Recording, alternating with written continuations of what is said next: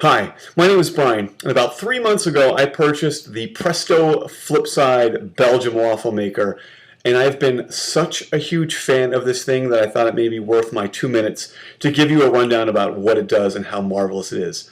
I'm a cooking moron, and this thing bangs out wonderful waffles. And so what I've done for you today is I've made my waffle batter. It's right here. I should do a video review for this stuff as well. I've used the Carbon's Golden Malted original pancake and waffle mix. This stuff is fantastic.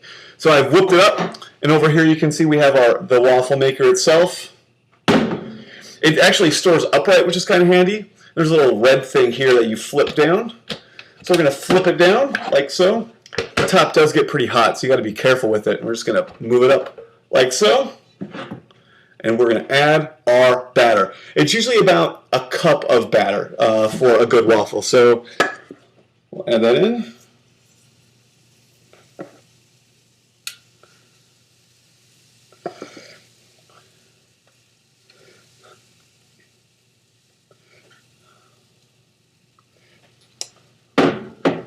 We're going to close it.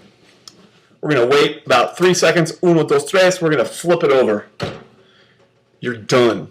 Now this thing actually has a timer on it. It comes with a little battery to place in there. I've never actually used the timer. It just doesn't seem to make any sense.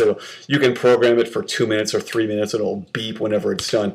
I've never actually used it. I just kind of I'll wait a minute or so, and then I'll look at the waffle. If it's not crisp enough, I just wait a little bit longer. And so a lot of people have commented about the timer. I've never actually used it. There's some things about this waffle maker that I really like. First of all, it's remarkably non-stick. It's very easy to clean, and so the batter I use will make a couple of waffles. And after I'm done, I'll unplug the waffle. As far as I can tell, it has an automatic turn off, and so for example, if I make the first waffle and then eat it, by the time I come back to make the second waffle, it seems like it's turned off. And so I've never tested this long term, but I believe it has an automatic turn off. It cleans up really easily, which I find really nice.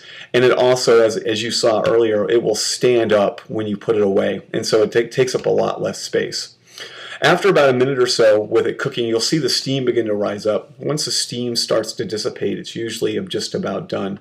About halfway through, I just turn it back over just to make sure we have good heating. It cooks both sides at the exact same time. And it also accommodates some other ingredients. So this is a plain old waffle batter, but sometimes I'll mix in raisins or dried cranberries or other treats and goodies as a way of just mixing things up. The holes are really deep, so if you happen to be a maple syrup kind of person, it'll absorb the correct amount. Let's see how our waffle's doing. Oh, just about done.